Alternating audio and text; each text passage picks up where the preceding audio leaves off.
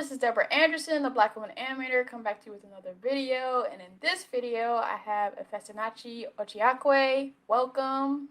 Welcome. Hi. Can you introduce yourself a little bit? Oh yeah. My name is Ifesinachi Orjiekwe. Storyboard artist. Uh, Storyboard revisionist, comic artist, whatever. Yeah. Mm-hmm. I'm basically think myself as a storyteller. Nice. Before we get into the questions, I just want to say that I am so glad that you were on a podcast where you said your name at the end of the podcast because Oh the really? way I was going on YouTube to try to figure out Ah, how to I be taking pride in like pronouncing people's names at least with my American tongue, like at least close as I can. yeah. And the way that I was like going on Nigerian content and there was like three different ways people were pronouncing your last name, I was like, really? Yeah, I Like know, right? y'all I'm like, are these not Nigerians or like what or is there just multiple ways to pronounce it? Like I'm confused. No, I don't think it is. I just think most people don't know how to pronounce it, which is fine. I don't necessarily. Yeah, I just was like, what? No. And then I was listening to a podcast that you were on, and then you said your handles, and I'm like, oh, thank God. Because why are people That's butchering how this I man's last wish you name? didn't see that. So I wanted to hear how you would pronounce it. I like hearing No, the different people pronounce my name. Like it's interesting to me. but I like to pronounce it how it's supposed to be pronounced. At least if I can pronounce it, because Nah, definitely that's okay. But sometimes I take joy in hearing people butcher it. I just want to hear it. It's funny to me. well, I will not be one of those people. It's funny to me. I really don't even care. So my first question is where you're from, how was it growing up, what is your origin story? Wow. So I'm from Nigeria, the western part of Africa. Mm-hmm. And I'm from in Nigeria. I'm from the eastern part. There's like, I mean, three major tribes. Of course, there's like other small tribes, but the three Yeah. major tribes in Nigeria is um, Hausa, Yoruba, and Igbo. I'm Mm-hmm. Igbo, so I'm from the east. I grew up in Enugu, uh, Nigeria. My parents were teachers, but professors who worked in like a university community. So they were like heavy on like academics and stuff. So yeah, my origin story is shoot, like, it's all over the place. Mm-hmm. Yeah, it's so long, but basically I picked interest in like making art comics to be precise from Mm-hmm. a very close friend of mine when I was young. He was a lot older. He's married with kids now. But Mm-hmm.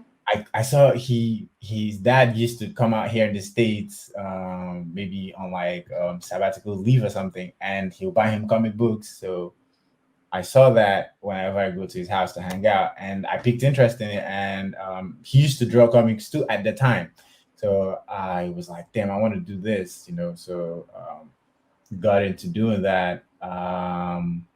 Loved comics. Yada yada yada. Whatever. I know when I was getting older, I really wanted to do it like a professional stuff. But at the time, I didn't think it was something people did professionally because my mom would always say no one does, that professionally. So Mm-hmm. um, then my older sister, she went to an art school back home. So I, I she inspired me essentially to want to study art, but I didn't understand what they were doing over there. I thought, oh, like they taught them everything. They taught them how to make animation, comics, whatever. But it's a little different. It's fine art. Yeah. So yeah, and it was a lot of like theory stuff. No, nothing that would interest me. But I didn't know any better. So when I You said you didn't even do research before going to school. You no were no just no, I like didn't. I wanted to. Yeah, I just wanted to like do you're art. like they're gonna teach me Yeah, this. I yeah, have to look it exactly. up. That's what I thought I was go in there and learn. And I'm still grateful I went there, even though I dropped out, because some of my Mm-hmm. friends who I came up with, I met them in school. They inspired me. I don't know what. I would have been doing if I probably didn't meet this set of individuals. One of my closest friends, Harrison Yemfawe, I met him in school, and they introduced me to like uh, d- basically I went in there thinking I was going to learn animation and comics, but I realized it's different and I hated going to school, so I wanted to drop out real quick.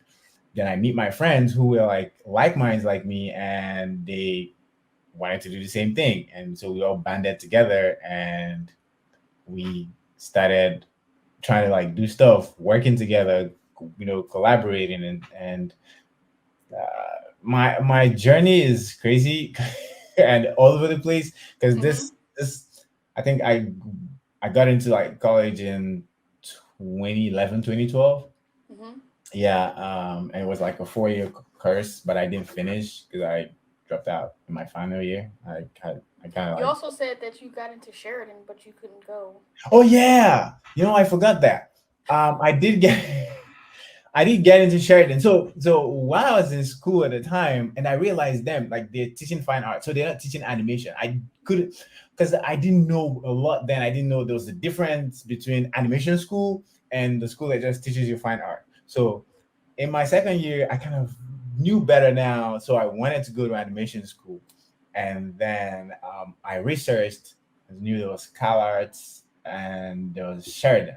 For some reason, I kind of liked Sheridan better, uh, and my uncle he lived in Toronto at the time, so I Mhm. decided to apply to Sheridan, and I applied, did a put together a portfolio, and I got accepted. I was actually like one of the top students because I can remember they showed me a list, so I was excited about it.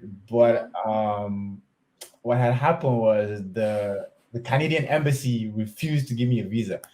I had paid my fees and everything. I was just waiting for my visa, and they said, "Oh, we can't give you a visa because there is no guarantee that you will return back to Nigeria once you're done with your studies." So I was like, "All right, cool then. I guess." But it was okay. It still worked out because the whole Yeah. reason why I wanted to go to Sheridan, because I knew Los Angeles at the time. I thought LA, you had to be in like LA to be successful in animation, or at least work with like the big studios and stuff. So I Yeah. wanted to always be in LA. So I wanted to go to Sheridan, have a strong animation knowledge and portfolio, then it will be easier for me to like apply to studios out here in LA. Yeah. But I still ended up in LA without having to pay all the student loans and whatever. Yeah, so thank you for denying me visa. Yeah, so I did get admitted to Sheridan, but that didn't work out. So Mhm. um, I just said, you know what, I'll try to teach myself. I'll try to work on my stuff by myself and learn Mhm. from things I see, YouTube, if I could find videos. I knew I just wanted to like tell my stories, and in whatever medium I could. Initially, I'll be honest, because I would sometimes be lazy about drawing, and I was like, damn, I wish I could get a camera and direct people, but then I can afford to direct people. So I say, you know what? I'll just draw them. Then I'll just make characters and have direct those characters in the storyboard. So I started doing that, and fast Where forward. where in your journey did you get it tapped into Boondocks? Oh, this was 2014 ish. Mm. Yeah, I remember at the time. One thing I'm someone who believes like everything happens for a reason and happens at the right time if you want it. So I remember I was making comics with a friend of mine, Harrison, and I didn't enjoy the way like I love comics. I still one of my favorite mediums. Animation too, but I wanted to. I would get like commissions where someone would say, "Oh, I want to make a 5 page comic, and this is the storyline." And I was going like, "Why 5 pages? Like you can extend it. Put more pages." And they would always tell me. I would literally get emails saying, because I would draw it and send it to them, and they would get pissed, and they'll write me an email back and say, "Oh, this is not animation. You're I was difficult to work with," and I kind of made me feel bad. So I said, "You know what? I'm done doing this. I'm just gonna draw for myself now." So I started researching on storyboards, and how to be a director actually. Mm-hmm. So and then one of my friends randomly just was watching Boondocks Sunday, and I saw it. I was like, wow, this show really looks cool. It's like anime but black people, right? It Mm-hmm. was very rare to see like all black people, like not just one black character running around. There was like black stories essentially. Yeah. So I got into it, and then I was like, what the fuck? Who made this? So I started when the show was done. I was more interested in seeing the end credits and how who made it, right? So I saw like there was the directors and the story artists. So I was like, oh, so the directors direct, and then the story artists are some kind of like directors, but like it's just this little arms of the direct that the director uses to put his vision together. I said, that's what I want to do, and it's like making comics too, where sequential art, but this is a little slightly different. So I picked like interest in that, and I remember at the time I had just discovered LeSean Thomas. He's like one of my biggest heroes ever. I got to meet him in Korea. You did? Mm-hmm. When he went. Wow, I'm jealous of you. That guy, he doesn't know me, I'm sure, like, but he's like one of my biggest heroes ever. I have a lot of people I look up to, but he was like the very first person, like because he was black and he had all these amazing ideas, and I just wanted to be like that. So I started working towards, storyboarding, and I will go on YouTube, try to research like stuff. But the thing is, but as much as I was consuming storyboard stuff, I think if you're working in a medium, consuming just that medium makes it's like you cannibalize yourself. It's like, oh, you Mm-hmm. guys are kind of regurgitating the same thing. So I would always look towards like live action movies to like pick inspiration and the kind of shots they used. I don't want it to just be like, oh, this is animation. We only can use this thing. Like, why can't we make it look as cinematic as like, live action movies? And that Right. inspired me, and I started looking to like do stuff like that. Mm-hmm. Yeah. Can I ask you, like, as a person from Nigeria, like, what did you think of the storylines of Boondocks? The storyline of Boondocks? Like, because they were like the Black American storylines. What was your Yes. takeaway? Yeah. So of course I knew it was a little bit exaggerated, but because I have also consumed a lot of media that portrayed black people a certain way and black people in America a certain way, I felt like, oh shit, this portrays black people perfectly. But that is a little bit wrong and not true because Mm-hmm. no, black people are not exactly like that. You Mm-hmm. know, they're not a monolith. They're very different people. They're very smart, different. You know what I mean? So Yeah. when I first saw it, yeah, because I had already had like this perception, like what the media had put black people forth as. I was like, wow, this portrays it perfectly. But I knew it was like very, very exaggerated. Mm-hmm. You know, I my favorite character in that. I'm so sorry. I just remembered Uncle Ruckus right now. I interviewed Gary Anthony Williams, so You did? yeah.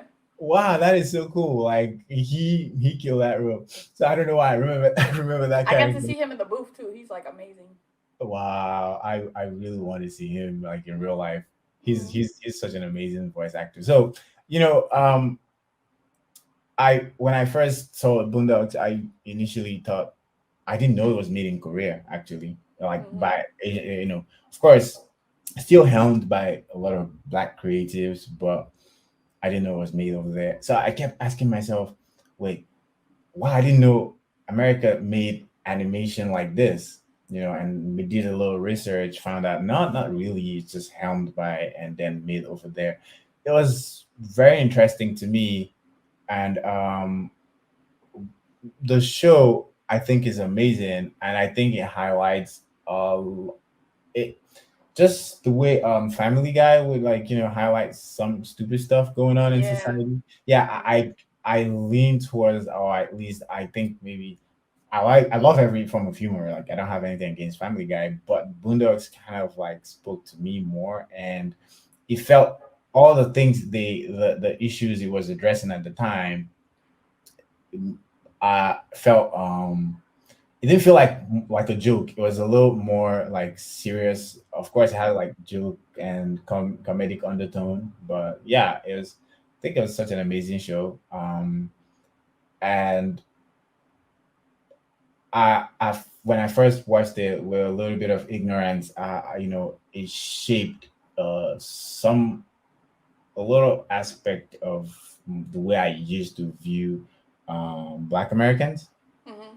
Yeah, but that as I've gotten older, a lot of that view changed. Like I'm not gonna be shy to say, like I used to like think they probably there black people might be a little problematic, Mm-hmm. but I need to there's nuance to it. I just can't like just see people as problematic. Why I started understanding, okay, so this might be why people might feel like this might Mm-hmm. I've not experienced something. My experience is not the same as them. I still think they are part of me, Mm-hmm. because I still believe like black people didn't just appear in America; they came from somewhere. Yeah. So that changed a little bit of like my views, Mm-hmm. um, and I became more. I don't know if it's empathetic is the word. I guess I don't Mm-hmm. know. Yeah, and Yeah, you definitely can have a different lens of the show because like the general you like yeah. because even if you like know the history, then you can Mhm. tell how even more nuanced the show is Yeah. and how they're making commentary on it. Because like Yes. Uncle Ruckus' character is like commentary on a certain kind of black A person. certain kind of black person. Yeah, yeah, yeah. Yep. I, I've been very fortunate enough to watch a lot of TV and consume a lot of stuff to actually be able to understand those nuances and the characters. And I, I could tell you there's like some black guy in the South that probably feels like Uncle Ruckus. And no offense to him. Just like the Yeah. dude from Dave Chappelle show, the Yes, you know what's so funny? So I hadn't seen that Dave Chappelle show. I have never seen Dave Chappelle show until recently. I not like mhm. maybe 4 years ago, 5 years ago. Yeah, I had never seen it before. So when that when I saw Boondocks, it was so funny. Now fast forward, I get to see the Dave Chappelle show. I'm like, wait a minute, I saw this character before. It was Yeah. very interesting. Come to find out, there's an actual person who exists in real life who that stuff was based on. Yes. I was like, Mhm. wow. I thought it was just all comedy and fun. I didn't know there was someone like that for real. Right. So Can yeah. you talk about how you got the opportunity to take Rad's class for free? Oh yeah. So you know, making art, trying to like put myself out there because initially when I started storyboarding and like doing my own stuff, Mhm. the industry, especially in my community in Nigeria, wasn't as big as open. Like this is the best time right now, and as the years go on, kids get more exposure, get more tools to like do stuff. Except AI because I hate it. It's stupid. Yeah, they get more tools, more ways to network and bridge the gap between like someone in India and someone in wherever. So I think I don't have Facebook at the time, but my sister introduced me to Facebook because I hated social media. Mhm. Yeah, at the time I did hate social media. So she was like, I should put my stuff on like Facebook and stuff that I'm not social. Why am I not like trying to make friends? And so I was like, okay, cool. And then I started putting it out there. And at the at the time, some of like the folks in my and in arts community in Nigeria always didn't understand what I was doing because they're like, no one hires anybody to do storyboards and stuff. And to me, actually, I didn't care about getting hired. I was more about like I remember I still remember back at the back of my mind, I was thinking, yeah, that's okay. What I'll do is I'll just go work on some other job, get some money, take that money and fund it in the stuff that I want to make, which is this thing you see as storyboards and whatever. And if Yeah. I make the storyboards and I make enough money, I might hire people to make an actual movie. That's what I was thinking, and that mentality still hasn't changed today. So Hmm. I was thinking about that, and then I decided, well, I can't achieve that goal right now. So maybe what I'll do is I'll just make put up some storyboards and say, hey, look at this thing I did, and who knows what it could become, right? So Hmm. I would like just post stuff online on social media. Um, and then I don't know how that happened, but Ratsy Christ came across the thing, and he sent me a message. I was really excited. So he told me, I saw your stuff and I think it's really cool. You have some potential. I I was like, thank you, man. Like you're one of my favorite artists. I admire your work. And then he told me if I would love to come on his class. I Hmm. know it's paid class, so I couldn't afford it at this time. Like I was starting out, young kid, didn't know what I was doing. So I told him, nah, I can't afford to pay for that. He said, no, no, no, you don't have to pay for it. It's free. I'll let you take it for free. I was like, wow, really? And he let me do it. And I took it real seriously because he'll give us assignments and I'll do that assignment and add an extra just to ask him, hey, what do you think about this? Because I was so in love with the medium. So, and that helped me, grow. He taught me, pointed out some things, some mistakes I was making, and just gave me a little nudge to the right direction. I took that and I ran with it. Added more like knowledge nudge to my toolkit. Like Hmm. I still am till today. I learn every day. I don't think I'm actually that good. I feel like I'm one of those people that are not very smart. So they have to stay up all night studying just so they Hmm. can get the B plus or whatever. At least just get close to an A, like the very smart students who like don't have to do like they're just I mean, smart. at least you're smart enough to know that you gotta work harder. Yeah, I mean, yes, exactly. I guess so. I would say I do. I sometimes I'm a little hard on myself, you know. Hmm. Sometimes to a very unhealthy degree that I would advise a lot of people not to do. But I'm, I mean, to I'm be an artist. but I'm realizing it now, and I'm still hard on myself, but try to like give myself some grace and understand that because I used to get very depressed and upset because I had like this very heavy expectation of myself. But then I forgot that the people I was using to judge myself had years to get there. So I'm still on my first leg, and Mm, like doesn't my I was judging, and also I would sometimes judge with age. Yeah, I might see like somebody's like 17 and he's like killing it. yeah. Yeah, he started earlier than you. You might be 25. No one gives a shit. You just started last night. He Right. started when he was 13. You see Yeah. what I mean? So it didn't like it doesn't matter like the age. It was just Mm, when you started, your dedication and how long you've been doing it for, and you're intentionally trying to like improve or picking out what you're not doing right. So he really helped me with like a lot of those, and I I started working on it. And that's actually one of the things that formed our friendship. mm, And then we became really cool. I started working a few years later. He tried to hire me on a show, Kipo, his show on Netflix. Yeah, that didn't work out. Um, mm, uh, but you know, just being a very curious person who wants to learn a lot, I reached out to like other like amazing creative people, Matthew Bodenave. He would show me like what a script would look like 'cause he worked in animation. So he would take like a small screenshot just to show me. So what I'll do is I might take that script and try to come up with using his script. I'll just try to board what I'm seeing on the script. Or what I'll do is an exercise just in case people are watching here who want to know what they could do as an exercise. I'll take a novel, take a page out of it, read. When I'm done reading, I'm gonna make this page a sequential whatever. So I could see what it looks like if I was going to kind of like adapt that novel into like a show or whatever. Yeah, so Yeah. that was an exercise I would always do. I haven't been able to do that, busy life, but Hmm. I still want to go back to doing it. Yeah. Can you talk about like? Didn't you turn down like a Spider-Man show or something? Oh yeah, yeah, yeah. This was this was I don't remember when that was. Well, I've been very fortunate, blessed.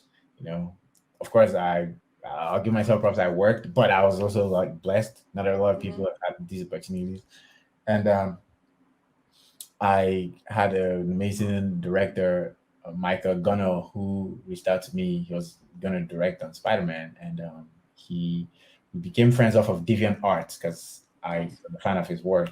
Yeah, so he's like, I've been watching you, and I think you're really good. Do you want to like come work on this show? And at the time, I knew I wasn't ready.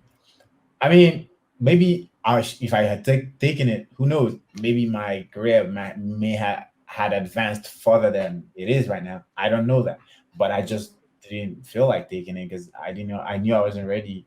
I knew I had to work hard. I was all the way in Nigeria. They were out here in LA. Maybe if I was close by where I could always communicate with them and they can give me notes and corrections, I would feel a lot more confident, but just the wide gap where I was, and I just didn't think I could do it. I wasn't ready. I just started learning how to use the software. What's it called again? Storyboard Pro. Yeah, and I was like, nah, I don't know if I could do this. I'm not ready. I'm inexperienced. I'm scared. So I turned it down, and I know anytime I tell most people, they're like, why did I turn that down? I think nothing wrong with turning stuff down if you're not ready at the time. You wasn't like just go grab everything and see how you could break it. Who knows? You could break it and it will still be fine. But I just was very, you know, cautious about burning like bridges or like starting Yeah. off looking Because you bad. have to always think about your like reputation of Yes. like, because I remember a project that I worked on years ago where I kind of was like, part of it was their fault, part of it was my fault. Where I'm like, oh yeah, they're never gonna use me ever again. And so it's like after that experience, I was like, I want to make sure I have a good reputation. So if I can't really do it, I don't want to take it. Yeah, yeah, and like I think so. Like if you're not qualified, you don't have to take it. You don't, you could go work towards like getting better so next time, which is what in my case what happened. Because he reached out again later, like 2 years later or so. I don't remember. And this was for Fast and Furious now at DreamWorks. He had gone over to DreamWorks and I felt a little more confident now, and I told him, sure, I'll do it. And I did that. Only thing that I didn't stay long on that show was it was a lot of reasons. I've Hmm. never put it out there. But I was in Nigeria and I was going through anyone who knows any Nigerian, ask them what the power situation is like in Nigeria. Just ask them. The Hmm. people out here in the West, you pay your bills so you have power. Look, I have power. All my shit is on. Yeah. It only gets cut off if I don't pay my bills, right? Right. In Nigeria, you pay your bills, it stay cut off all the whole year. Sometimes you never see, and there's nothing you could do about it. Yeah. So I was going through that, and a lot of the bullshit part of my friends that comes with living in, in Nigeria. Hmm. But I love my country regardless. So that wasn't just helping the smooth progression with the project. So I was there for like 3 episodes and then I had to, pull out. So he gave me that opportunity and that was my very first I think that was like my very first gig working with a major studio. Yeah. And it's been great ever since. Uh, sometimes sometimes it's rough, but each stuff I do gives me more confidence, and I get to learn. Any project I go into, I used to go into projects thinking, "Oh, I'm gonna show them who I am," Mhm. And I remember working with one of my amazing friends and director, um, uh, Vince Aparo, and he told me, "We already know you're talented. Just you you're not going coming in here to like show off like skills, and just you're coming to learn." Working with my director Jeff Wamister, that's what he told me. Each project I'm going into, I should think about what am I going to learn in this, and I, as an artist, it helped me not be too sensitive about my work, and because in this, you know animation stuff, you can make like something you're so in love with, and the director doesn't just work with what the director wants, so they throw it out. What are you gonna like feel like, oh my god, they threw out my work? Or sometimes um maybe what you did is not just fit Mhm. the where the direction they're going to. So um I learned that, and I also stopped like judging myself too harshly when I saw an incredible work that I know I can never do in two lifetimes. So so what I would do is I'll just be curious and try to learn and Yeah. improve better than I was last week. Yeah.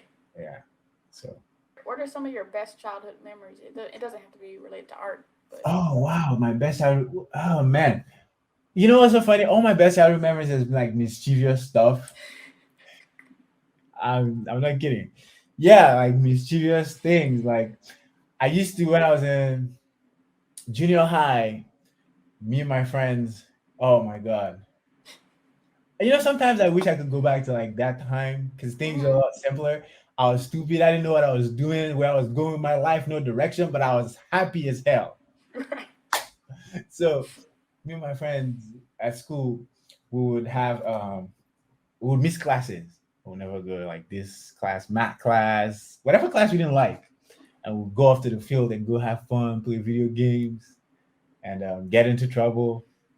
Yeah, it was fun stressing the teachers out. I don't know why, but but now as an adult, I think it's stupid. Like if I see a kid doing stupid, I'm like, "What are you doing?" But I Right. did that. So I think that experience. What else? Let me think about something really really significant, serious. What is my best childhood memory? Hmm. Oh, I think maybe when I first drove. Mhm. Yeah, my dad's car. I stole my dad. I didn't steal it technically. I mean, I didn't take it and run off. He just went work, and there was a spare car, and I drove it. Right. Drove my friends. There's a girl I liked at the time, trying to impress It's her. always a girl. It's always a girl. Yeah, I tried to impress this little shit, and then I got in trouble. Guess what happened? The tires popped. And Oh that's it. no. She said, "Oh wow, that's bad," and she got up and went home. That was funny. Left you. I couldn't go home. I'm not kidding. My dad came back. I couldn't come home. I was out. It was 9 o'clock at night, and I didn't go home. And so I snuck to my house, and I looked through like the window, and I saw him, and I knew he was waiting for me. So what I did was I called up my older sister, because all my siblings are like really a lot older than me. Like the age gap is a lot. Mhm. Yeah, my sibling who's closer to me to my age, it's a 14-year gap between me and Mhm. him. Yeah. So I called my sister and I told her what happened, and she's like, okay, she'll fix it. She called my dad, and on my behalf, so I didn't get an ass whooping that night. Yeah. So yeah, that's one of like most memorable experiences I've had. My childhood was funny. I loved it. So the sister that helped you with the art stuff, is she an artist now? No, she's not. She studied art. Just I don't know why. It's so funny. I still ask her till today. She's a good draftsman. Really, like she can draw. She still has it in her. Um, Mhm. I, I but the thing is, in back then, I'm sure till today, in some families, being an artist is they think you're joking. Yeah. She's a lot older. She's married now with kids. but you can see at during her time there, I don't think there was anything like the internet. You know, there's a lot of disadvantages of being an artist. Like she didn't look on the internet and see someone in like America being an artist and being successful. And she looked around her, people were being artists, but they were still looked at like, yeah, you're just an artist, you do it for fun, but you're not successful, right? Mm-hmm. So she, I don't think her generation saw that as a career path, Yeah. and I can tell you a handful of like people I went to college with. A lot of them don't practice art, anyways. Yeah, so I still have that. So you can imagine how bad it was during her time. So I Yeah. think she studied that. She was good, inspired me to do it. I had a lot of inspiration and people I could look to, and I'm glad I had that. So and she kind of like decided she's really smart too. So she did her masters and changed career paths, and now she's like working for the. I don't know what she does really. I know she works for the government. I need to ask her. I'm so sorry. It's It's shameful, okay. but yeah, I feel, I feel like with you having like older siblings, it probably was just natural for you to be like like it was just natural to go have older friends, because like you yes, said. yeah, yeah. That's why I always like exactly like because when I was growing up, a lot of my parents were always wondering why I was hanging out with the older kids, but that was because I had way older siblings, and that was it. And then eventually, when they all grew up and like left home and all that stuff, it was just me and my kid sister. We're like really like close. We're close now. We're like best friends now. But when we were younger, I thought I was gonna kill her. That's growing up with my sister has taught me like if I have kids, I'm gonna have to pay a lot of attention to them because I'm glad we fought every day of the week. We used to fight like crazy, bite each Mm-hmm. other. I'm telling you, I'll bite her in the face. But it was we're best friends now. I love Yeah, her. that's Yeah. it's the evolution. Yeah, I know, right?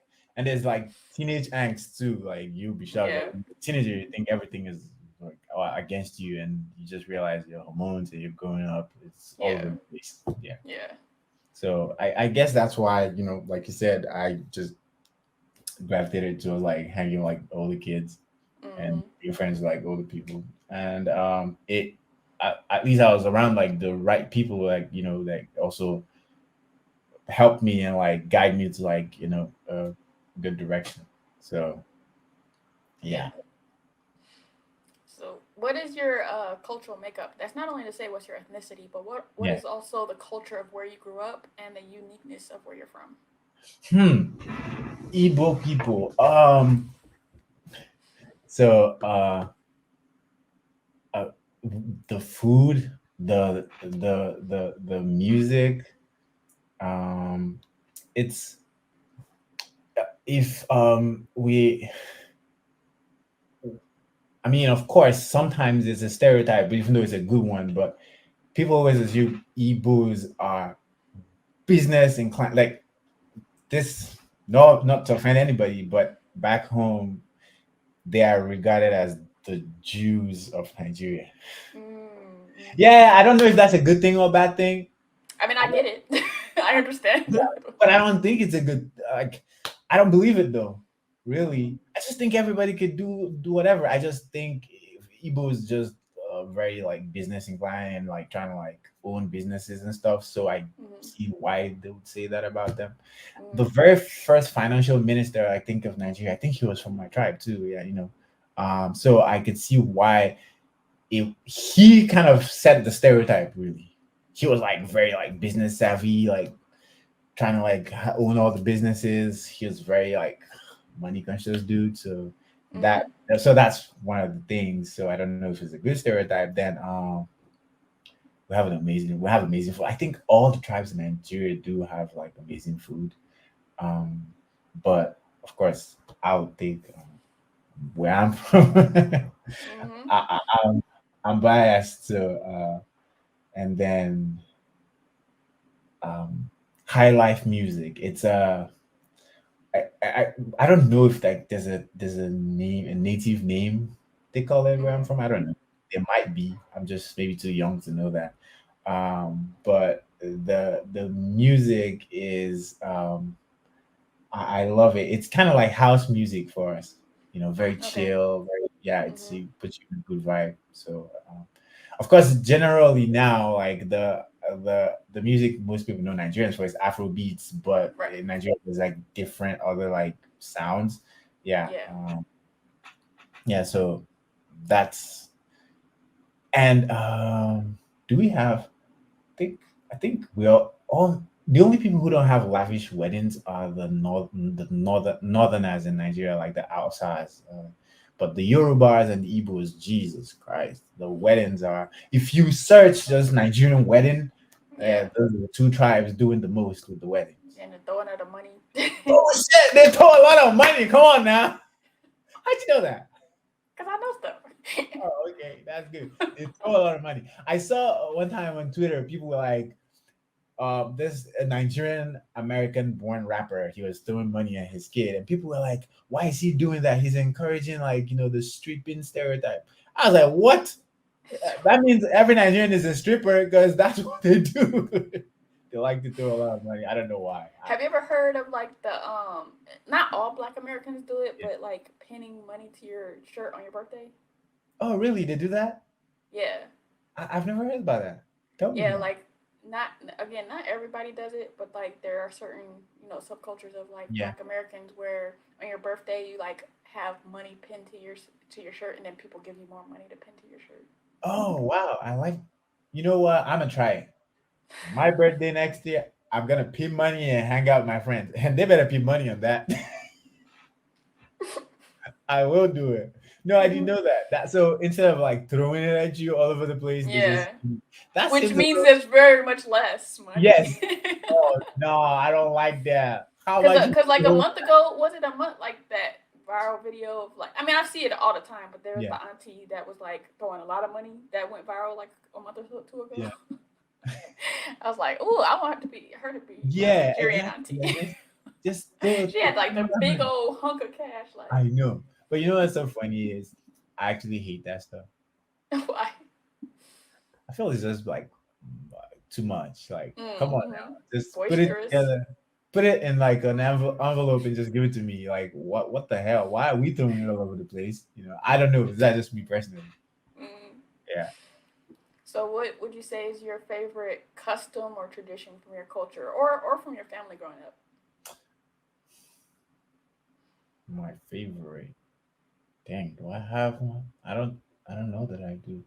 And it could just be like something your family always did. It doesn't have to be like culturally relevant. Oh, you know what? I wish it could happen. Um, during the holidays, all the families would go back because to our village and we all Mm-hmm. hang out. And it was like a whole big extended family. My cousins, my uncles, everybody. Mm-hmm. Growing up, we're not doing it as much. Us, the kids, anyways. My uncle started passing, and no one was bringing the family together again. I mean, I the do same thing miss. in Black America. It's just like once our grandparents are like our It's aunties, sad though, our aunties and uncles are just like, we not doing it no more. Y'all do it. but that's sad. That's Yeah. really sad. And I wonder why we're not doing it. Like, I I kind mean, of, I guess it's a lot of work. I don't think it's a lot of work. They found time to do it. Yeah.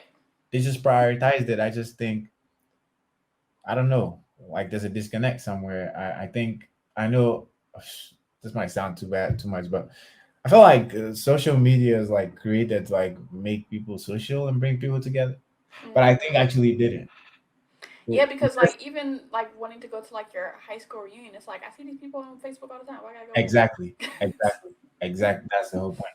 Yeah. Yeah. So I do miss that. That's Yeah. something like my family would always do. Man, that was it. The simple things. Yeah. I mean, I love my life. I love who I'm becoming, people I'm getting to meet.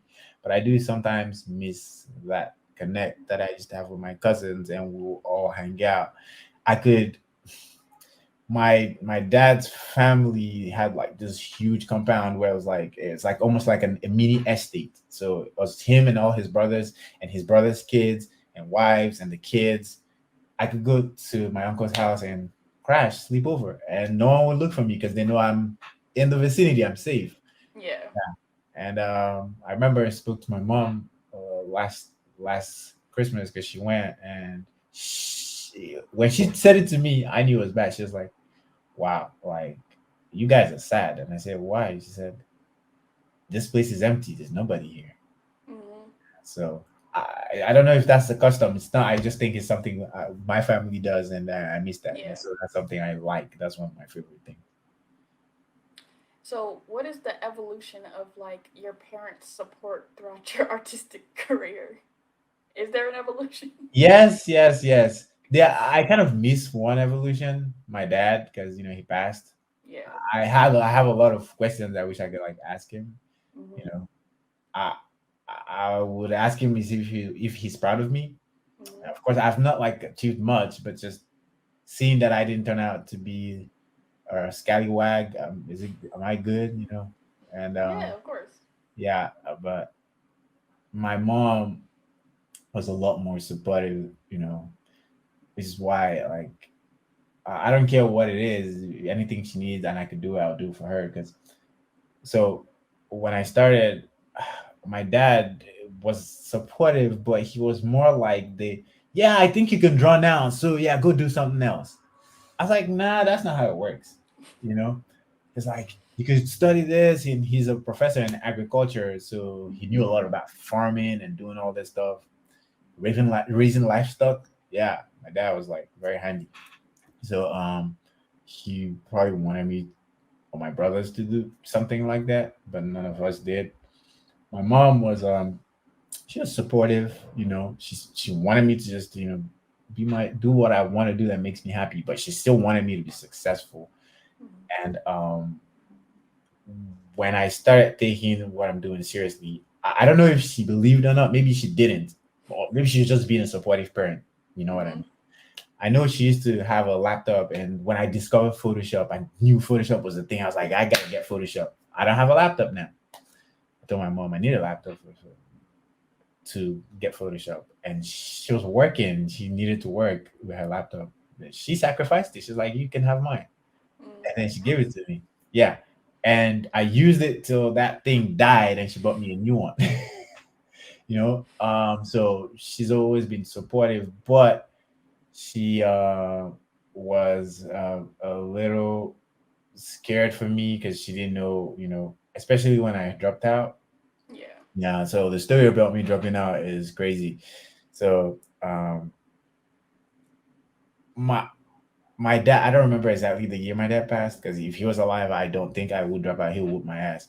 So so when he passed, Hmm.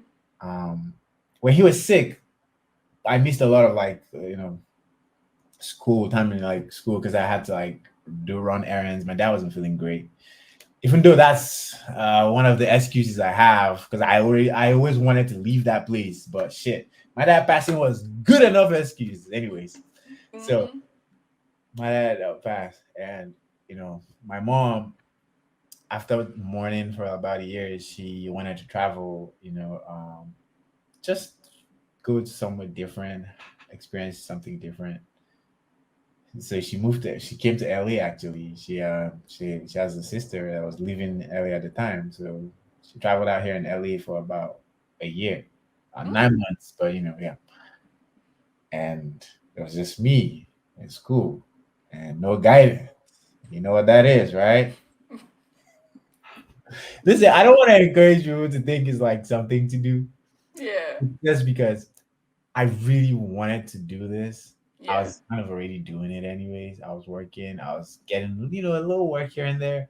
And I felt like I needed to give it my all if I wanted to succeed in it. And being in an environment, especially with my university, that wasn't really helping me. And it wasn't in any ways, shape, or form. They weren't teaching me anything that would help me advance in Yeah. my with my the career path I want to choose. They were not teaching me anything either that would help me advance financially, even if I just nothing. So what exactly am I doing here? And with my mom had traveled, and it made it a lot easier for me to just. I went to turn in my project to a professor of mine. I spent months writing this thing, and he looked at it. Nah, tossed it. Start all over. I looked at him and I was like, wait, what? I have never worked at, I mean, I've worked at a lot of things, but something academic wise, worked on it this hard, and you think you just in the middle of it, just change it up. Yeah. I walked out of his office and I said to a classmate of mine, a good friend, I told her, I'm gonna drop out. And she thought I was joking. I said, nah, I will. And she's like, ah, you're just joking. It's Mm-hmm. okay. The next week, I'll show up to class, but I wouldn't participate. I'll just be chilling. And she's like, what am I doing here? I was like, nothing. I mean, I don't have, I'm just looking, having fun. And when I was ready, I'll go home. It's not a, something I would encourage anybody to do. I wouldn't Mm-hmm. encourage people to like do stuff like that. I've done like a lot of like stuff that if my kids do it, I'll be scared. But I Yeah. hope I'm going to be there to guide them and always like show them like the path. If they have something they're really interested in, I will. God keeping me alive, I will invest time as much as they will, like with them, Yeah. if they are showing interest in it, and find a way like they can succeed if I can help it. Mm-hmm. So I've been like fortunate and blessed to to like actually go through that journey and get here, and that's how I dropped out. And my mom was scared. When she came back, she thought I was graduating. So when are we graduating? And I was like, oh, about that. And she was heartbroken. I'm telling you, man, she was sad. Yeah. She's so supportive. She tells me every day like um, how proud of me she is, you know. Mm-hmm. And even though she still includes, I just wish she had gotten that degree, but I'm so proud of you. And I'm grateful for it. Yeah. So her her support has always been there. I just think she just didn't know if I was making the right decisions, and that's why she was like reluctant. But she's always supported me. My dad, on the other hand, just thought I was like, "What are you doing?" Yeah, Yeah. he was a hard case, but I think he was doing it from a place of love, and he wanted the best for me. Mm-hmm. So I wish I could see him and ask, "Hey, you said I was drawing too much. Now I do it every day, huh? Say something." Yeah. But he's not here, so yeah. Yeah. So I'll list some projects that you've worked on. Hopefully IMDb is right. Sometimes it's wrong, but Yes, IMDb is right so far. I've worked on other projects that didn't show up there, but yeah. I worked on projects that are yet to show up there. So Yeah. so far IMDb is right. So, well, first I'll mention that you were illustrator for The College Prince, A Rich Student Goes Astray. Oh, please don't. Why did you go pick that thing up? What? You I dug just out Googled it. I my didn't buy whole it. life. Don't do that again. Don't say that. I hope people didn't hear you say that. Nobody, if anyone watches this, don't go look at whatever she's talking about. Never do it if you like me. If I'm your friend. Ah, You know when I drew that thing? I was in in high school. it's a part I of your don't even journey. yeah. It's a It's part of part your of my journey. journey? Really? Yeah. Oh my god, I hate that. It And was. then, Let me tell you about that. I'm so sorry. Just okay. brief bio about that. It's just a friend of mine, a family friend of mine, was like, "Hey, he wants to like make a book, and I could really draw." And I was like, "Oh, cool." And he like wrote this miserable book, and I illustrated it. And for some reason, he found it on the internet. And anytime someone mentions it, I cringe. I don't want to talk about it. Ah, that's so funny. And then Malika, the Warrior Queen pilot. uh, yeah, Um, Fast and Furious Spy Racers. yes, Star Trek hmm, Prodigy. The Boys Presents Diabolical. yeah. The boys had fun with that one. Green Lantern, Beware My Power. Yeah, that was my first work with WV. Nice. Rise of the Teenage Mutant Ninja Turtles, the movie. Mm-hmm. Kung Fu Panda: The Dragon Knight, Yeah. Legion of Superheroes, My Dad the Bounty Hunter, Yes. One of my favorite shows. Transformers. Yes, Yeah. Transformers: Earth Spark. Yeah. Anything else you can mention, or is everything else NDA? Anything else I can mention? Oh, I gotta think. Yeah, He-Man, with Powerhouse, He-Man and the Masters of the Universe. Mm-hmm. Yeah, worked on that one. What else? Harley Quinn, the Harley Mm-hmm. Quinn show. Yeah, Mm-hmm. yeah, I was on that. Um, the next season coming out, I'm still on it too. And Nice. what else? Yeah, everything else is NDA. I could tell you later. Yeah. Yeah. So, what would you say you love about animation? Oh shit! What do I love? I love everything. Like what don't I love? Like it's you could do anything. You Mm-hmm. can. It's very flexible. Like it's sometimes where live action movies cannot walk, animation can run. Like Mm-hmm. vice versa. And the process. It took me a while to start loving the process. I still do. Like sometimes I'm always like thinking about like the finished aspect of things Yeah. and not trying to take my time and enjoy just the process of doing it. Yeah, And that's what I'm trying to learn too with like learning yes, ZBrush. yes, exactly. Like you're just wanting to like, oh man, put out this thing that everybody loves. But think about like, and that's maybe why most people don't appreciate their work, because at least people like me, the process of that journey, you Yeah. should love that.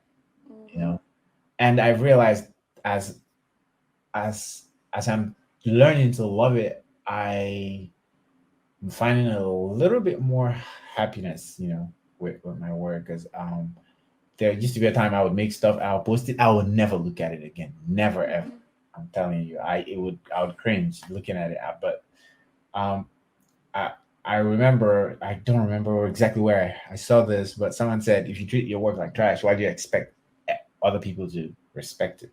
You know, Mm-hmm. not saying you should treat everything you do like with like the utmost, like, oh my god, this is the most majestic thing you've done, but love it, just love the process of creating that. And Yeah. then yeah, Yeah, so like when I interviewed Goro Fujita, Goro Fuji, you interview Goro Fujita? yes. God damn it, girl. Who? I am not on this level. Why do you have me here again? Anyway, so like something Like, that he would nah, say, like I'm not kidding. My God, I he is he's awesome, but hats off to you.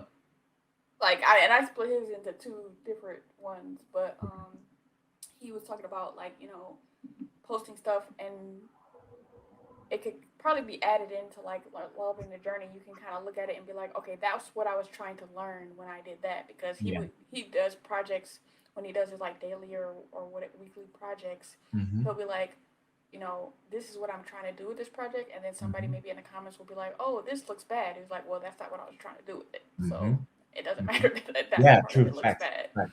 Facts. So if you're enjoying the journey, you could probably add in that part of like, well, this is what I'm trying to do, so that now that I look at it, even if it's not up to a certain level in certain aspects of it, for Yeah. what I was trying to do, I accomplished it.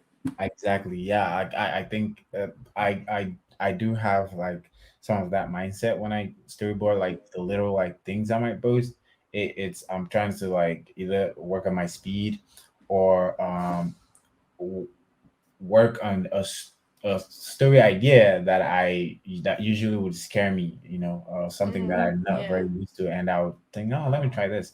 And so yeah, the process of that is, he's absolutely correct, and I like that at that thought, like people having that mentality, like going into like working and stuff.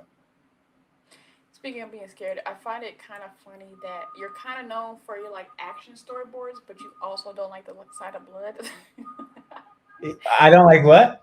The side of blood. Oh yeah. That's funny.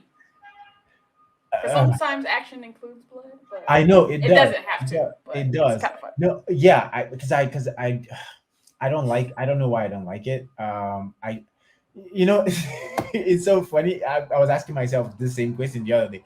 I was watching this movie and it was like really gory and horror, and I just like, what the hell? Why are they I mean, I don't showing like this? the I don't like it either. Like my dad had surgery one time, and he's like, "Oh, let me send you a video of the surgery." I'm like, "This has a lot of blood." Like, and then he's Yeah, sending me, "Oh, well, watch this one." I'm like, "It still has blood." Like, yeah, how is this video better? yeah. Why do you want to show me that? Exactly. Yeah. I know, right? Crazy. I remember one time. I, I think a lot of guys can relate to this. I saw like this in college. I saw some girls. They were watching like they're all huddled together watching this video on their phone. I was Mm-hmm. like, what are they watching? So my friend said, oh, I should come see. And I put my head in there, and it's a birth video. I got out of there fast. I was like, what is wrong with you guys? And they were like, So "Ah, you go it's okay." you I was gonna like, be on the other get out side of me, get away from me. Yeah, where you have children. You gonna be on the other side of the curtain. Like you're not, because you exactly. might pass out. I don't want to see that. I was like, nah, but it's true. I You gonna don't. be holding a hand. I think I think the reason is because when I'm doing it, I'm it's from my perspective. I'm like, maybe I don't know why. I don't feel like, it's nothing. It's okay. It's no biggie. I'm drawing it. It's I don't just, know. I don't have to figure it out because I'm like I just don't like blood. you don't like what? No, I don't like it too I just accept at it. all. Yeah, I don't. And about like being known for like doing action stuff. I know. There was a time I still go through it sometimes, but I I would get hired on like shows because they like have a lot of like action. It's like a lot action heavy shows, and like there's Mm-hmm. a lot of like fighting, like action stuff going on. And I used to feel a little bit typecast. Like, damn, like why don't Yeah. I could do like other stuff? Mm-hmm. I've The only thing I've always shied away from is like comedy, just because I don't think I'm very good at like comedy. I don't think I'm like very funny. Mm-hmm. So, but I've had like some director friends tell me, "No, I think you're good at it," and I've never tried, so I'm gonna definitely try to start trying it out and see what lands, see if it sticks. But Yeah. still, I do like action. Like I do like if I if I when I make a project, it would consist of everything that I find interesting, like from romance to action. Mm-hmm.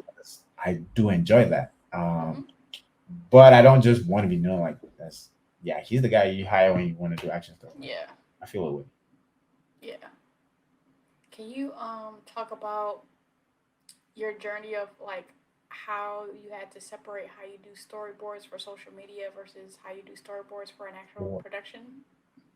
So it for social media, it's more. You want to like. So when I started doing storyboards, the people I looked up to, like their storyboards were like finished, you know. And at the time, I didn't understand the processes it took to get there. So Okay. I always thought, oh, this is what your storyboard should be whenever you like present it. But working in productions, getting experience, I understood, nah, this is not it. That's Yeah. not how to go. And trying to overly animate your storyboards and make it like move perfectly was just a personal decision that I did, just because I felt like people on like social media who don't know the intricacies, or like, or at least some of them don't, of what goes into like the storyboards or the process, would appreciate seeing all that stuff just because it's fanciful, it looks great, it gets you it gets people to like share it and like, oh, this is the best thing. Cool. But actual productions, you have to all that stuff isn't necessary, Yeah. really. A lot of it is not. I think people like, I at first when I got into animation, it was more about how good I could draw and how well I could make it animate. Yeah. That was a very naive way of thinking. Now it's more about being a good storyteller, because in the end, it's the story, the message you're passing across, this whatever you do in this medium, that what is what matters, not how well it animates. It can, I know, like my some of my biggest influences, the people I admire and love, sometimes they don't even draw a lot of like well animated storyboards, and that stuff still has more heart than what I would do. It still hits better. And that's where I started like changing my thought process. So because I have ample time to like do my own personal work and no one gives me a deadline. I do give myself a deadline, but it's flexible because it's by myself. I can take time and polish it and do all that stuff. But in Mm-hmm. production, because you're moving fast, especially for TV production, it, it's a lot of work on you. It's a lot of work on you trying to like do all that stuff. I mean, some people can, depending on how Yes. fast you are, but it's not sustainable. So working with different directors, I realized I had to change up the way I work. More like a Sometimes. quick sketch. Yes, yeah, exactly. Especially if you're trying to like pass off the idea first. The idea could be changed. So you're trying to like get it out real quick. You're rough, quick. It doesn't. Though people say my quick sketches still look very well drawn. Yeah, it's just because of the way I draw. I'm glad that I could draw like that. And sometimes also depends on how I'm feeling. Sometimes I'm not, feeling really into it, and my drawings might be a lot very rough, a lot chicken scratch. Sometimes it looks a lot better. A lot of times it's always more polished, like you could tell what's going on because that's how I've always trained myself to draw. So yeah, like that process. And then I try to get the point across without having too many frames of like someone's like doing this. You don't have to draw all that single, like you're not animating. So being someone who loves animators, I respect animators. I love watching animation. I love seeing Mm-hmm. people that can animate. I try to imitate them, but then I take that and apply it into like my storyboarding. There's an advantage of knowing how to animate when Yeah. you're storyboarding, but it's knowing how to animate when you're storyboarding helps you make better decision. But knowing when not to just take everything you learn as an animator and apply it because in storyboarding you're essentially directing or story doing the story aspect of things. Yeah. So that job is meant for somebody else.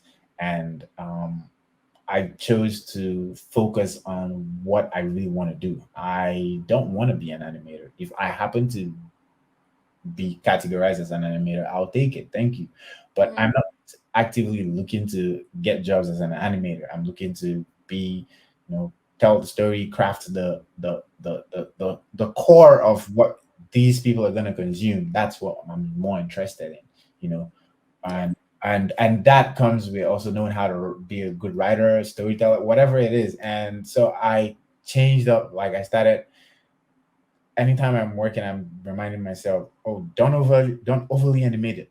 Just choose the right shots that help send this message across, and it saves you Progress time. the story forward. Exactly, saves you a lot of time, and you're not killing Yeah. yourself. Because I Mm-hmm. had a director that told me literally, he said, "I like this, but you're killing yourself, man." And I told him, "What do you mean?" He said, a lot of this thing you drew is amazing. It works well, but I'm gonna have to pull some of them because the animation studio doesn't need it.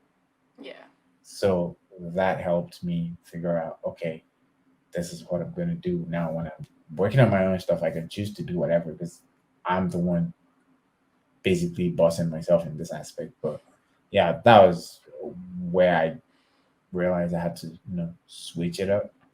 And I'm still sometimes I forget and go revert back to doing the other one, but I think people should like know that you don't have to overly like have an overly animated stuff to be a good story artist. Mm-hmm. Yeah, it's Yeah. just because of the times we're in now, Instagram, social media, and that influences a lot. So I guess that's why it's kind of like that. I would rather see if or rather I'll appreciate someone sent me still images of like different like stuff, and I look at it and get the emotion that they want to convey. Mm-hmm. Like I'm like, wow, this stuff really hits hard just by these little images. Then you have this really animated stuff that doesn't pass that Yeah. feeling. Yeah. I'm gonna be like, okay, I love the animation, the dedication, but you didn't land the mark here, and that's Yeah. something I consciously started working on on my own stuff to get be a better story artist. What have you learned throughout your life and career that would be beneficial advice to others? Could be anything, right? Mm-hmm. You don't actually need permission to do anything. You don't have to work at the biggest studios to feel like you're successful. You don't. You especially in 2023, you do not. I don't know why people still think they do. I used to think like that. Mm-hmm. Realized I didn't. You know, it's great. I appreciate all the opportunities I get every time. I'm still open to always getting it. But if if you were not getting that, my guy, build yourself that kitchen. You don't need the table. Yeah, I'm using the if you're not invited to the table, build your own Yeah. thing. Yeah, nah, build a whole kitchen. Yeah. Yeah. So yes, if you can get the resources, like you can afford to like buy softwares, you have internet to get knowledge, Mm-hmm. and you get all that knowledge, and you're waiting for what? You have an iPad, and you're waiting for who? Yeah. Just an iPad. 10 years ago, an iPad couldn't do you shit. No offense. Now you have an iPad, you have Procreate, Yeah. and you're waiting for who to tell you what? What are you talking about? So, yeah, Yeah. yeah, As far as the permission thing, like I feel like sometimes when I talk to parents or kids, they're like waiting till college or waiting like you can start right exactly, now. And I feel like some exactly. parents, I get it, because some people parents don't want their kids to like grow up too fast, Yeah, but they don't yeah. have to be doing it as a career right No, now. They could just be doing it as a hobby. Like you as a could hobby. still like learn something in art, and you can want to be an animator, but you don't have to like make money. You don't have to introduce capitalism into it yet. Exactly. Thank You you can so just much. You don't have learn. to introduce capitalism into it. Have fun. Because the thing is, when you build that skill set, now people are gonna offer you money for it. Yeah, No, you didn't start doing this because you want to make money. You started talking to people and doing whatever you're doing because that's you wanted to do this. because it brought you joy. Right, exactly. And when you start rolling in big bucks and you have all these journalism students who now look at you as Deborah, oh my god, I'm such a big fan. Yeah, yeah, you only started doing it with what's this platform called? What is this thing called again? StreamYard. Yeah, whatever. So yeah, that's one of like the big takeaways that I have. Yeah, because for me, I'm definitely a recovering perfectionist. And Thank you so so much. I know that feeling. Perfectionism. the Oh my fact god, is, that is the like, worst thing you could I do to give yourself. myself grace on so much stuff. Like, in 2020, I released a video every year, but if I can't release a video every week, it's just gonna have to not be released. Or like, people are like, oh man, all these people have like these like animations or like these hot fire backgrounds. I'm like, I'm just trying to interview people. If Exactly. it once it gets to that, it will get to that. But Yeah, right now, I'm doing it exactly. by myself, so I'm just Exactly. be sitting at this desk, and Exactly. luckily I have cool art behind me. But if it Exactly. was a white wall, it would just have to be Exactly. a white wall. Yeah. Yeah. Like you're in progress. You Yeah. have big aspirations, but you're still working up to that. Just Hmm. it's a yeah. And you can still get the meat. You can still get the information from how I do it now. Yeah, exactly. That's the whole point. Like, you, yeah, they have all this. You used to drop like videos every day, but you cannot because of circumstances. But you didn't stop doing it, right? You didn't Yeah. like, completely give up. That's Now people who like my channel are like, if it's been a month, it's gonna come back eventually. exactly. I know, right? Because I also responding too. So Yes, it's like yes, I yeah. give myself grace. No, you should. You should. I agree. I agree with that. Like you don't need any permission from anybody to do whatever, and Because I have YouTube, so I don't gotta pitch to like any nobody. TV station or anything. I could just do it myself. Yeah, you can exactly. And if you get enough leverage with what you're doing, now they want to Hmm. come and tell you, oh, hey, can we offer you whatever, whatever, and you could Right. choose to take it or not. And behind And the you scenes, I've had those opportunities. exactly. And it might not get there. It might get to something better. Hmm. Yeah, just keep like I don't. You don't need permission. Don't wait for anybody. No, don't. I don't. Um, I'm glad that's one of like the my main arcs. I didn't get these opportunities because I was waiting for people. I Yeah. wasn't getting it, so I said, "Well, fuck them. I want to do my thing." Hmm. Yeah, and some of the people I wanted it from, friend, were colleagues, friends. We've worked Hmm. together. Hmm. It's whatever. So Yeah. I didn't have to wait. I'm I'm fortunate and grateful that I had people who would look at my stuff and support. That's all. Yeah. What do you feel is the importance of incorporating your culture into projects when given the opportunity? Yeah. So I do. I think it's not like the biggest like on the forefront of everything I do. Ooh, I gotta incorporate my culture. I really Yeah. don't care like that. Hmm. But I'm right. I tell stories mostly. I mean, at least stories I intend to like start telling more. Hmm. Mostly have my culture in it, so it's gonna be there.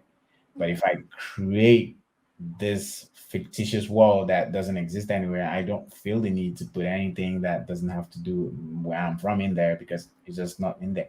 I kind of want to, I feel like personally, this makes me feel like I am diverse, where I can tell whatever type of story. I don't Hmm. want to be, yeah, give it to him because it's an African story. Yeah, he's an African. No, no, no, no, no. Right. Right. Yeah. No, no, no, no, no. Give me that League of Legends story. Yeah, I can tell that too. I'm African. Who Hmm. cares? Like it's not just the Yeah. white guy who can tell it. Hmm. Or yeah, or what's the say? Maybe it might never happen, but say for example, I get picked up to, like do like some what project? X Men. I mean, I don't Hmm. don't let me do X Men because there's an X Men character from Nigeria. Right. Get the hell out of my face. Yeah, no, I won't. I won't do that because they don't give people all the people who are doing it opportunities because say for example I don't know who directed the last X. I remember his name. He was in some controversy recently, but he's American. I'm Yeah. sure they didn't give it to him because he's from Chicago, so there's a character from Chicago. No, I don't. That's I don't know if I'm making sense. I just Yeah. I understand. yeah, I just don't care about like if I'm gonna tell a story that is relevant to where I'm from, I will put that in there. It will be in there. Because Sometimes in America, the majority can do any story, but the minority can do only specific only stories. So I get only not specific stories. I get Yeah, not wanting to be pigeonholed. yeah. Why is that? Hmm.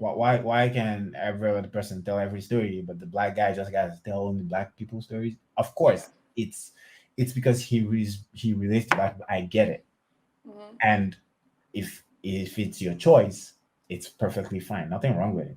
I just Right. don't think that's all I want to be known for. The guy who tells African. Listen, Hmm. if that's what I want to do, I will do it.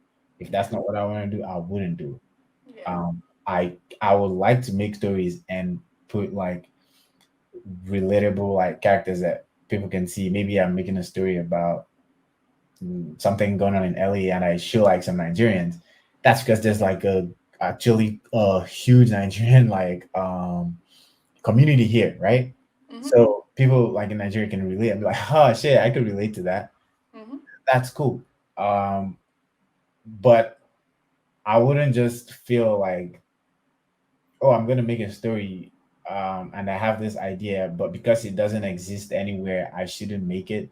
I have to make sure it's from my tribe, from my village, maybe even from my family. No, I'll just make whatever I like, and if my culture finds it's in it, if my culture finds its way in there, I will make sure it's in there heavy. Mm-hmm. If not, I don't care. I will do whatever.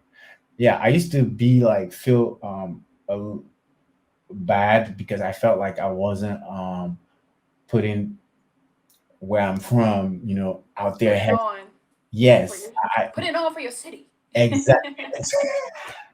I used to feel like that, and then I started thinking, wait a minute.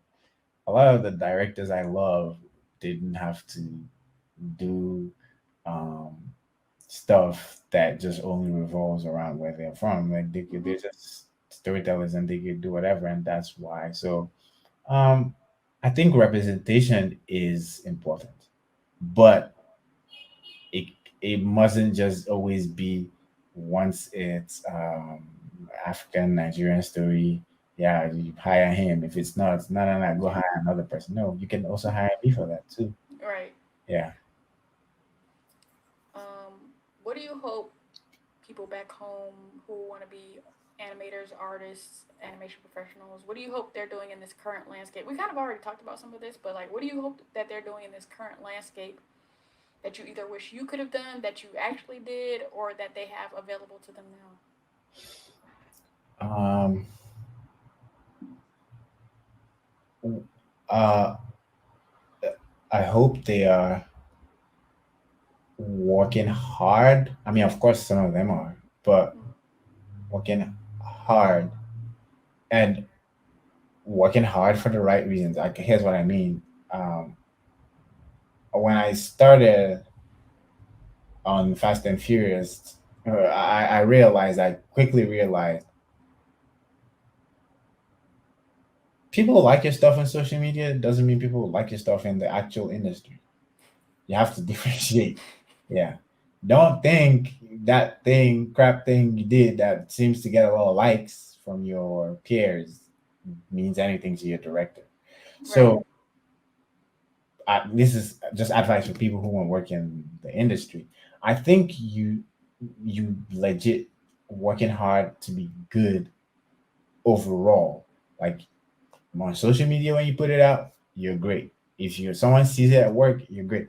But it struck me differently because I mean maybe it's just me. Other people have different experiences. When I started storyboarding, I wanted to do all this cool stuff and like all these things.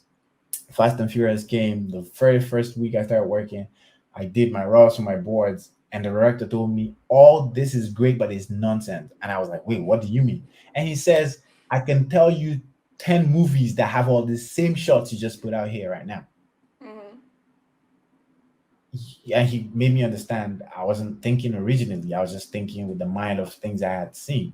Yeah. So yeah, of course, things you've seen influence you, but also having your own voice and telling like the expressing the story your own way, and that comes with you practicing and constantly working on it.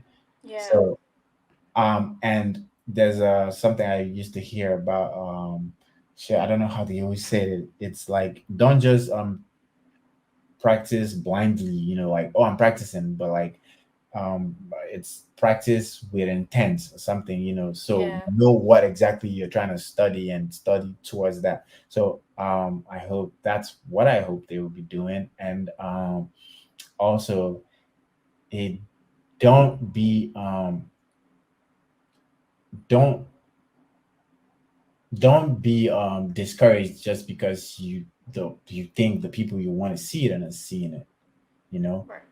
they might not be seeing it now, but if you stop or if that discourages you, are you really doing it for the right reasons, or you were just Mm-hmm. doing it to show it to somebody else? Of Yeah. course, you want people to see your art, but one thing you have to know, when it gets to the time where they're gonna see it, they will not stop seeing it everywhere. Mm-hmm.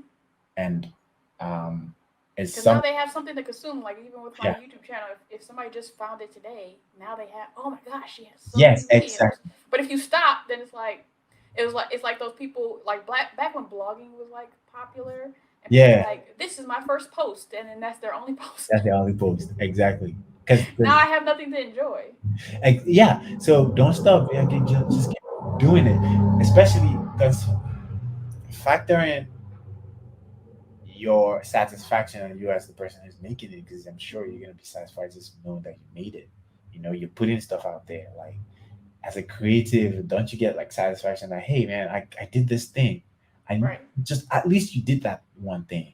You don't have to wait for the audience to see it before you start doing it. You do it there, and one day the audience will find it. So it's one of like the things that I didn't know at the time when I started because I had all these idols that I really wanted to like impress. But I'm glad I didn't stop because I at some point I told myself, "Do you really care? They're gonna see it."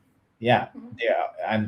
And one of my closest friends and people I respect and like love in this industry, Chase Conley, Mm-hmm. he used to be my one of my biggest inspiration, and he didn't used to see my stuff. Now he calls me on the phone and say, "Hey man, how you doing?" Not saying, not putting it out there for any reason. My whole point is I'm just using my own experience as an example. Yeah. I always wanted that to be the case, but I just said to myself, just go work hard. And one, if he gets to see your work, he will see your work. If he doesn't see it, that's fine. I still know Yeah. I'm nice. Yeah. You know, that's what I did, and it panned out. And I think, and also, it's never too late to start. If you start early, it's great. A lot of times I was wasting being mischievous with my friends. Some when I look back, I'm like, damn, I wish I started doing this early enough. But Mm-hmm. I guess it's exposure and knowledge is what makes like if you didn't know anything about anything, Yeah.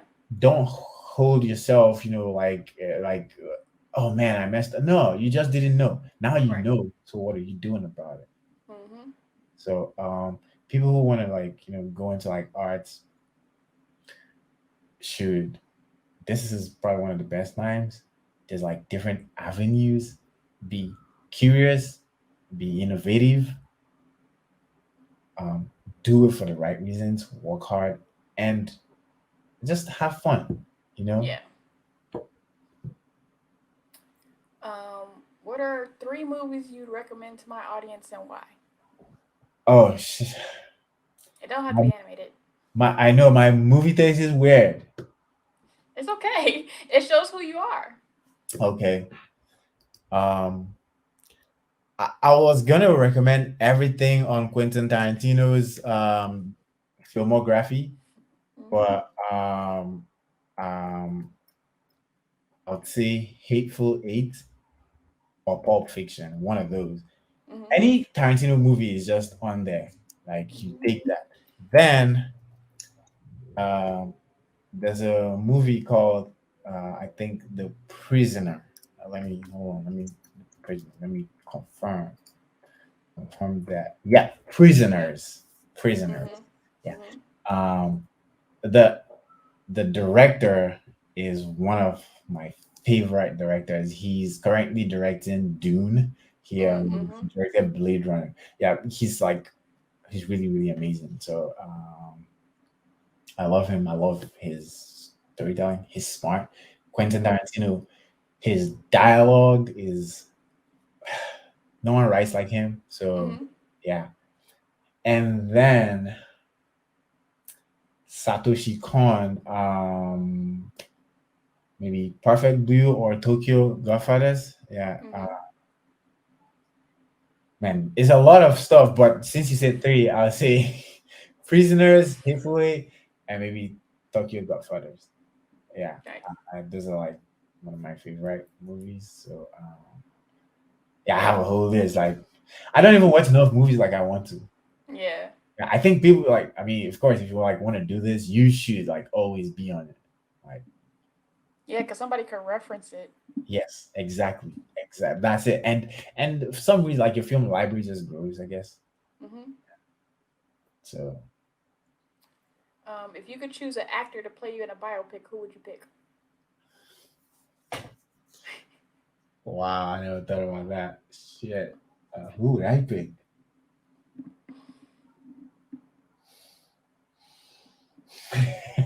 This is interesting. uh,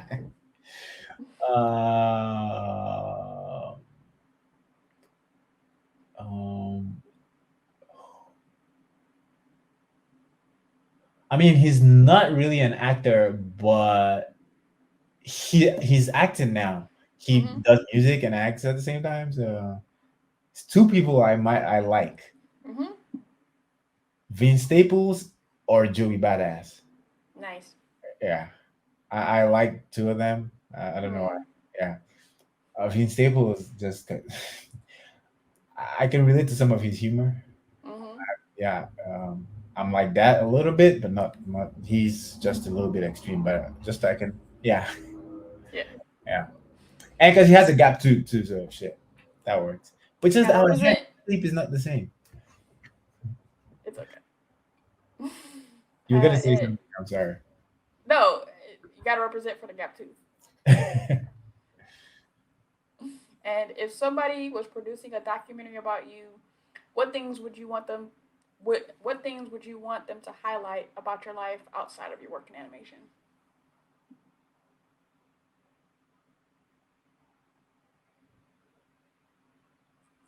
Hmm.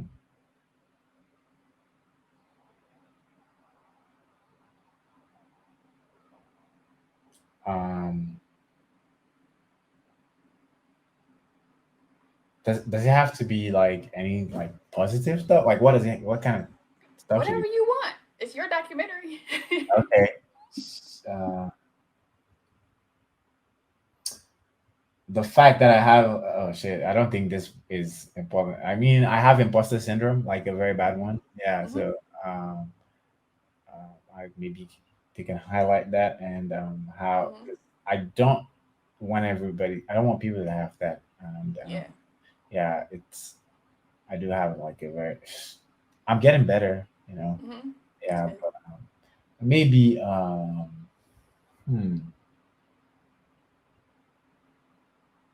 I would say just my obsession with like wanting to do this stuff like to be yeah because I could remember as a kid. I don't remember exactly what age I was. Me and a Mhm. friend of mine, a girl, we were playing and we were climbing trees. So I used to have a diary where I wrote stuff. Mhm. Yeah, I was a very funny child. I'm glad about guiding. Yeah, I used to because I guess my dad was like just wanted me to do better. So I used to think he just didn't like me, but he was a very strict person. Mhm. But of course, he loved me. I'm stupid. I was young, so I didn't know better. And I remember she and my sister saw the diary where I wrote something, right? And I Mhm. had written that no one likes me and I didn't have Mm. friends. Yes. Mhm. Yeah, I was a very sad fellow. Anyways, this was then though. I've grown to be better. And the other page I wrote I would like to work at Disney and Hanna Barbera and make cartoons. So when she saw it, I was very ashamed. So I wanted to like take it. I was gonna shred it. I was gonna tear it. So she was like, I already saw it anyways, and I was so pissed off. And we were young. This to tell you like how smart and like mature she was for her age. And she told me I should keep believing that I probably am gonna do it. Mhm. At the time, like it was not possible. Do you know where I grew up? Right. Like there was no internet was not a thing. Right. You know, like so fast forward like all those years now, and I'm thinking back at it. She believed in me before I did, so I like that incident to be highlighted. And then Yeah. she was telling me, why would I write something like I didn't like no one liked me, and I wish I wasn't existing. Like, Mhm. so it was something I always remember and Yeah. recall because um, no matter how small of an achievement I have made, it's a blessing, and I always think, wow, how all those years and she said that to me and looking back now I kind of have done some of the things that I was going to say I said I wanted to so Yeah. yeah yeah, maybe that story I want like them to dive into. Like, Yeah, I don't know, that'd be whatever. good. Yeah.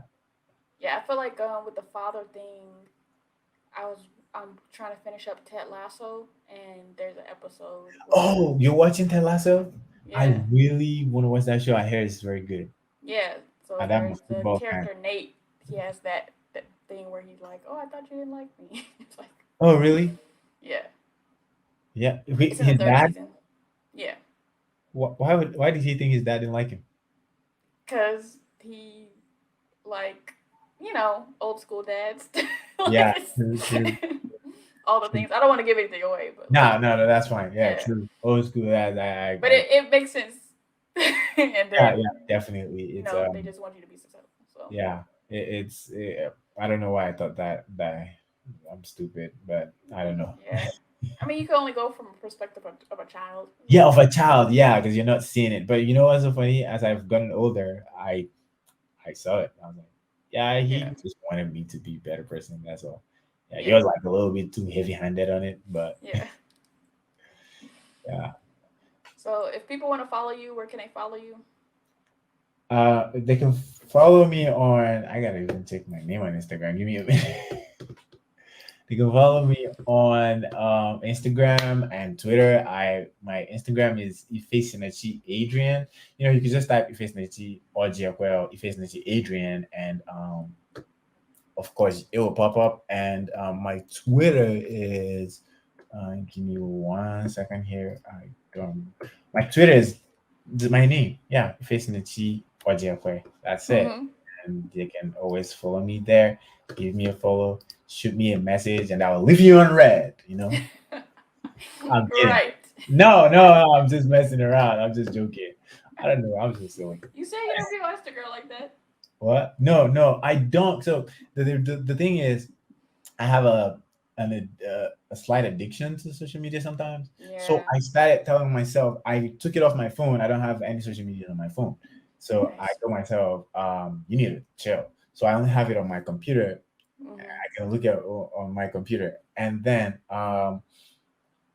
I turned off notifications because Mm. what would happen is I would always go there and I'm trying to look at a message. Next thing I catch myself scrolling for minutes and I haven't Yeah. checked what I was going to go check.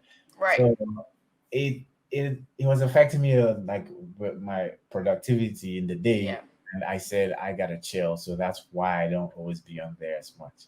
Yeah. I still check stuff. I still remember, but I subconsciously always tell myself, do not stay here and just waste your time around. And I people who use it for like business or like want to use this, as much as they can. Yeah. It's. I don't think there's anything wrong with it. I just think that I feel like I have a problem that I wanted to like cut down a little bit.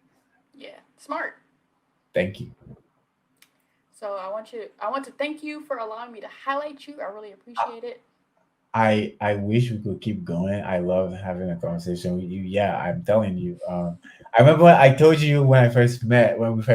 Like I was I was like, I like you. You look really cool, but you were like so serious. And I mean, it's not like you were like rude. You were like, oh, hi, Yeah.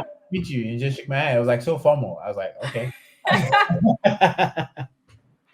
And then when you reached out and we had this conversation, I was like, she's really chill. Yeah. Yeah. So and you're doing amazing. Really, keep doing your thing. For Hmm. real. Like you spoke to like Guru Fujita and all these people. You're out of here, man. I'm telling you. So thank you for having me. No problem. Yeah. And to everyone out there, I want you to like So I Know It's Real, comment and tell me how you feel, subscribe to Citadel, and sign up for post notifications to show your zeal. And I'll see you in the next video. Yes, we'll see you Peace. next video.